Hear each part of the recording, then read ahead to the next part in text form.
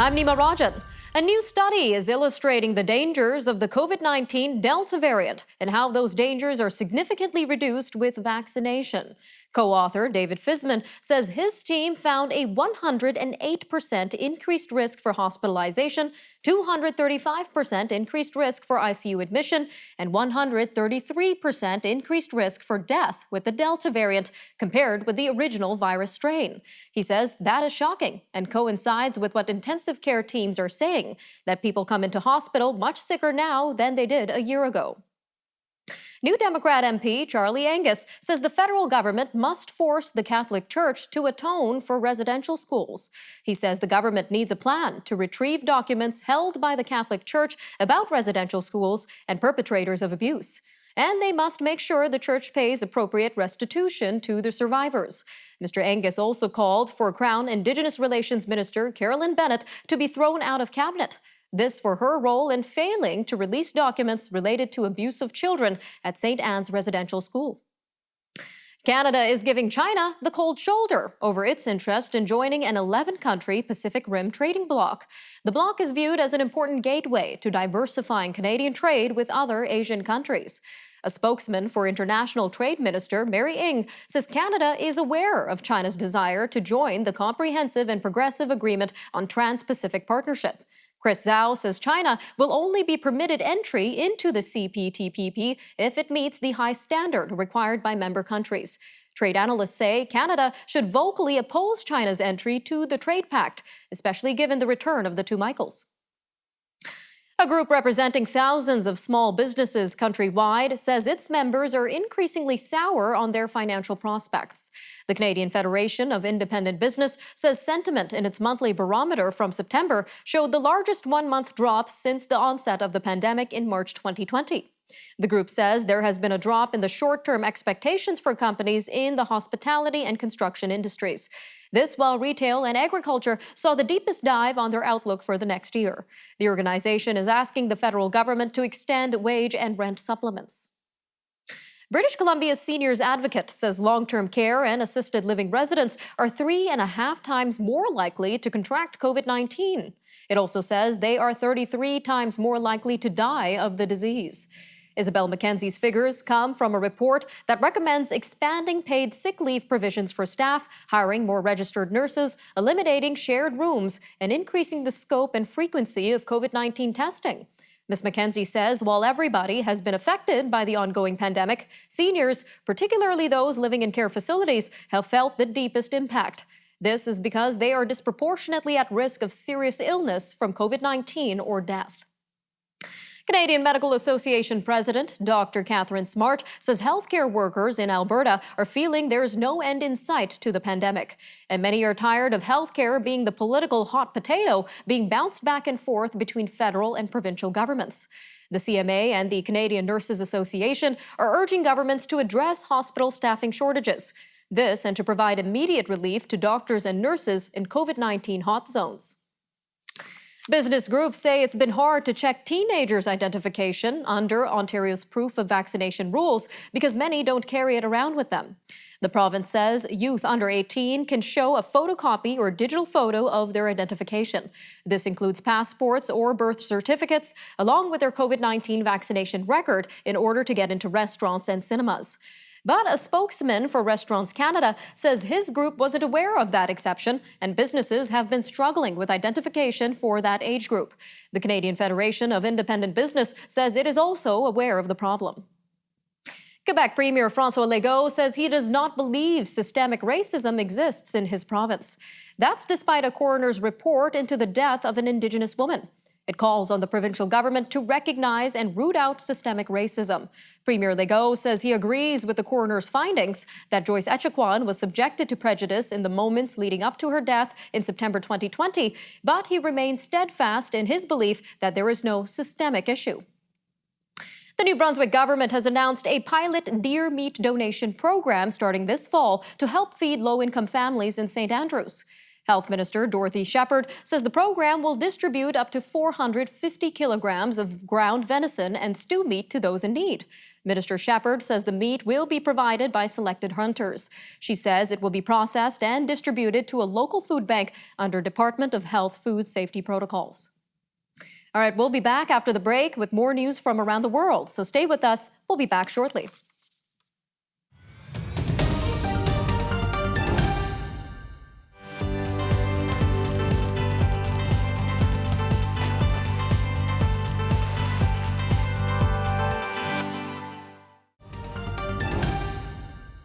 Haiti is the poorest country in the entire Western Hemisphere, and COVID-19 lockdowns, natural disasters, lack of economic opportunity, and political instability are not helping the situation. Most of the country's recent political instability is tied to the assassination of Haitian President Jovenel Moïse. However, natural disasters have also shaken Haiti. Compassion Canada is raising money for disaster relief, child sponsorship, education, and rebuilding efforts. And with us to further discuss the crisis in Haiti and Compassion Canada's work is Mr. Jamie McIntosh, the Executive Director of Partner Relations at Compassion Canada. Sir, welcome to Forum Daily. Thank you. Good to be with you, Nima. So let's start with a quick overview of the current situation in Haiti following a massive earthquake and the assassination of their president. Yeah, it's definitely a precarious humanitarian situation. We have crisis, compounding crisis with political instability. Then this massive earthquake that came on August 14th, followed quickly on its heels with a number of aftershocks, registering from 4.7 to 5.1 on the Richter scale. Then a hurricane or a tropical depression, Grace, came in and flooded a lot of the low-lying areas that had already been devastated. So we've had over 2,200 registered deaths in the affected communities, over 12,000 people injured, and there are still hundreds of people unaccounted for amidst the rubble of churches that have been devastated, government buildings that have been decimated, road, waterway infrastructures, all kind of laying in ruins. Some really heartbreaking information there, sir. So tell us a little bit more about Compassion's work in recovering from the earthquake and these natural disasters like that hurricane. Yeah, so one of the things about Compassion's model is that our staff around the world really are local to each context. And in Haiti, they have been residing in these communities, the affected communities, for decades, prior to the pandemic, prior to the hurricane, prior to the earthquake. And so are present on the ground, affected, unfortunately, some of the loss of life suffered by their own family members. But they are in that way present in these remote, hard to access communities on the ground, providing food, providing emergency shelter, child-friendly spaces for children to be safe and secure. And then over time, we walk with children along their entire developmental journey from really birth and ensuring maternal and newborn child health and nutrition right on through until these children graduate and helping launch them with education and career opportunities, job skills. So we're rebuilding some of the buildings, some of the homes that have been devastated, and providing emergency care in the midst of the immediate aftermath as well. All right, sir, just about 2 minutes left here. But in addition to these natural disasters, we have things like the president's assassination, the issue of mass migration. So how are these issues impacting the overall humanitarian situation in Haiti? Well, the poor, the vulnerable are always sort of just really affected at the bottom of all of these cascading, reverberating impacts. You've got unrest where gangs are roving about, sometimes commandeering resources that are meant for those who are suffering.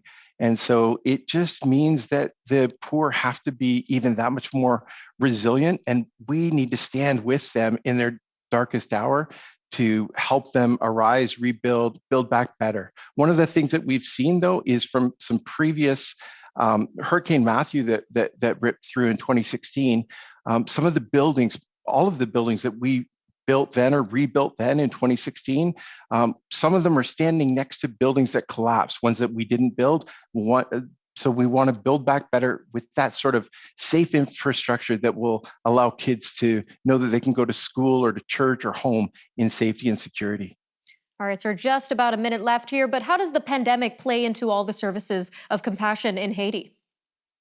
Yeah, so the pandemic has obviously increased our need for providing safe access to water, sanitation, hygiene, so that there isn't the proliferation of disease. It can impede access to some communities, but and in many contexts, we have our local churches be the host center for children to come and be educated. With many of those things shut down, our teams go out into the communities, into the homes to find out where people are suffering, practicing safe social distancing, those sorts of things, but providing the resources, including access to clean drinking water, sanitation, and emergency food provisions as well. All right, sir. Well, thank you so much for joining us and sharing your message with us on Forum Daily. Yeah, if Canadians would join us at compassion.ca, they can find out how they can help contribute and make a brighter way for children suffering in Haiti right now.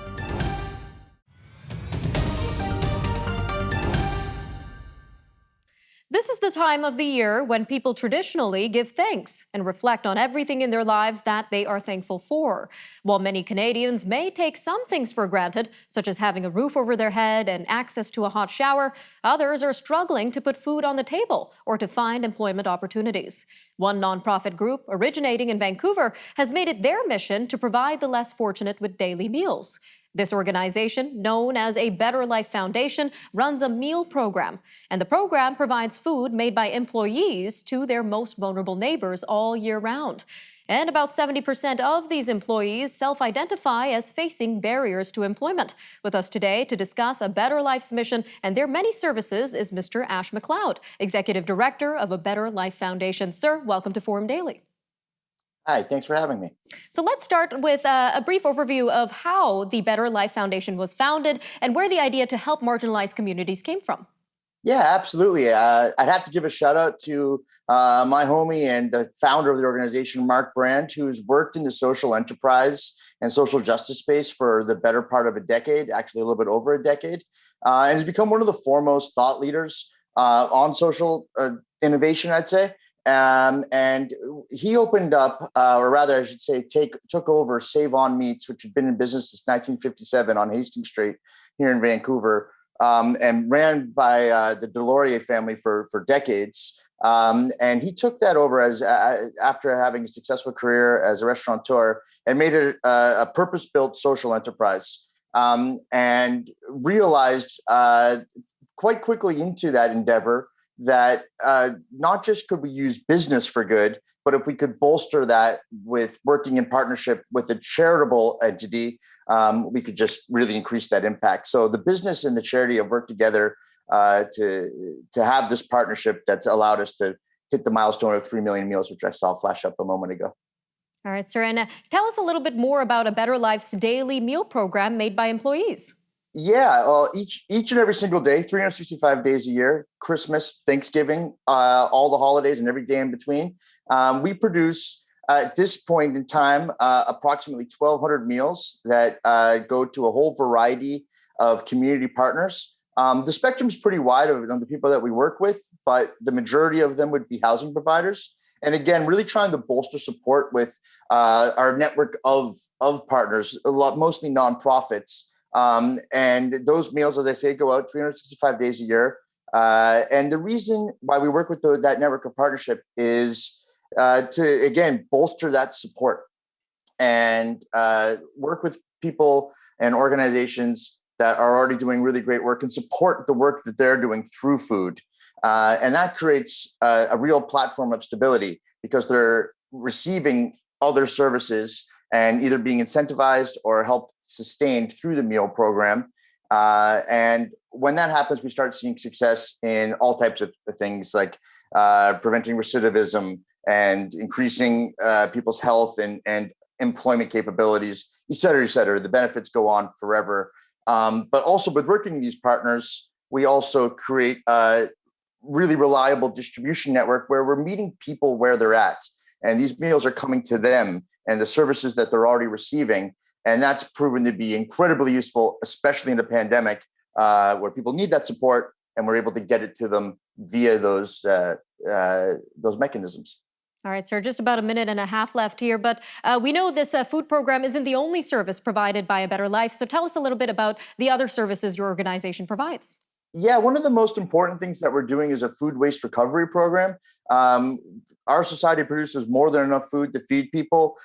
We just aren't using our channels appropriately. So during the pandemic, we made some partnerships with a variety of grocery stores to receive perfectly edible, just not marketable food that we've then distributed again through our network. And since we've started just about a year ago, we've recovered 20 tons of perfectly fine food and been able to repurpose it. And that's been really important and critical work. All right, sir, just about 45 seconds left here, but I really like your employment program as well, with 70% self-identifying as having barriers to employment. Tell us a little bit more about this as well. Yeah, it's been really important to us that our staff represent the people that we serve in every single way. So a lot of them work in the neighborhood and identify and relate to the people that we serve, which really creates a lot of accountability. They love the product and they're proud of the product. And that means that they have a whole range of challenges, such as mental and physical disabilities, history of addiction, et cetera. All the same sorts of things that we're seeing with the people that we serve. And we provide a support network for them, not just to have a job, but to thrive. So meaningful employment is really a critical part of that. All right, we'll be back after the break with a look at more news from around the world. So stay tuned on the Forum Daily News.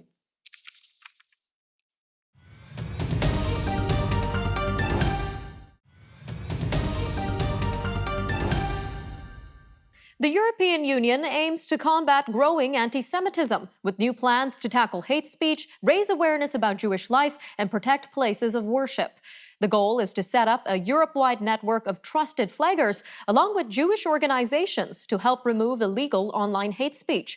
Brussels said that it will also work with the industry and IT companies to prevent the illegal display and sale of Nazi-related symbols. Europe's Fundamental Rights Agency says 9 out of 10 Jewish people consider that anti-Semitism has increased in their country and is a serious problem. A new poll suggests most people in the U.S. want to see Afghans who worked with Americans in the Afghanistan war be offered refuge in the United States.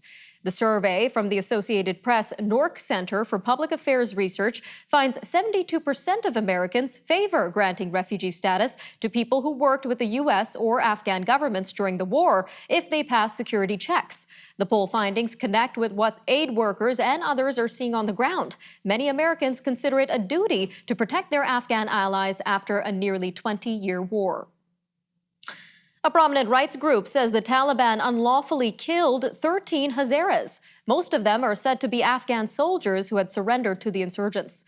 A report by Amnesty International says the killings took place in late August in central Afghanistan. This is about 2 weeks after the Taliban had seized control of the country. The Taliban have sought to reassure Afghans that they had changed from their previous harsh rule in the late 1990s. Spain's left-wing ruling coalition says it wants to rein in on soaring housing costs. This by imposing rent increase caps on landlords who own 10 or more residential properties. Government ministers approved draft rent control legislation. The government says vulnerable families and young adults in the country's biggest cities would be the main beneficiaries. Opposition parties and leaders of business organizations have criticized the proposal as an improper intervention in the free market. Officials say the plan includes tax discounts for landlords with fewer than 9 properties who lower their rents. Searching for flights on Google just got greener. The tech giant on Wednesday introduced a new tool on Google Flights that tells users which flights in a search result have lower carbon emissions. Flights with significantly lower emissions are highlighted in green. This indicates what percentage below the median they are for that route. Users can search for flights based on carbon impact, and the results will list the greenest flights at the top of the list. The new flight feature and others are part of a sustainability initiative. Google CEO Sundar Pichai highlighted it on Wednesday in a blog post. The UN's weather agency warns that much of the world isn't prepared for the floods, hurricanes, and droughts that are expected to worsen with climate change. The World Meteorological Association says countries urgently need better warning systems to avoid water-related disasters. Its report finds that since 2000, flood-related disasters globally rose 134% from the previous 2 decades. Meanwhile, drought-related disasters rose 29%. Some of the steepest economic losses from drought were in North America. U.S. Secretary of State Antony Blinken is calling on the world's most developed countries to take on and counter widening gaps between the rich and poor. He told the Organization for Economic Cooperation and Development in Paris on Tuesday that the coronavirus and climate change have worsened inequality. This is among and within nations, and he says action must be taken to reverse the trend. Mr. Blinken also said that ending corporate tax avoidance and discrimination against women and minorities is critical to improving global living conditions. Archaeologists have found a toilet made of carved limestone in Jerusalem. It dates back more than 2,700 years when private bathrooms were a luxury. It was discovered in a rectangular cabin that was part of a sprawling mansion overlooking what is now the Old City. The toilet was designed for comfortable sitting with a deep septic tank dug underneath. Experts say the animal bones and pottery found in the tank could provide key information. It would be on the lifestyle and diet of people living at that time, as well as ancient diseases. 2 scientists have won the Nobel Peace Prize, or rather the Nobel Prize in medicine. This for their discoveries into how the human body perceives temperature and touch. The revelations could lead to new ways of treating pain or even heart disease. Americans David Julius and Ardem Pataputian identified receptors in the skin. This was part of their work in the field of somatosensation that explores the ability of specialized organs such as eyes, ears, and skin to see, hear, and feel. The committee said Dr. Julius used capsaicin, which is the active component in chili peppers, to identify the nerve sensors that allow the skin to respond to heat. It said Dr. Pataputian found separate pressure-sensitive sensors in cells that respond to mechanical stimulation. All right, that'll do it for your look at national and international news for today. I'm Nima Rajan, and this was Forum Daily News. Happy Thanksgiving, Canada. We'll see you next time.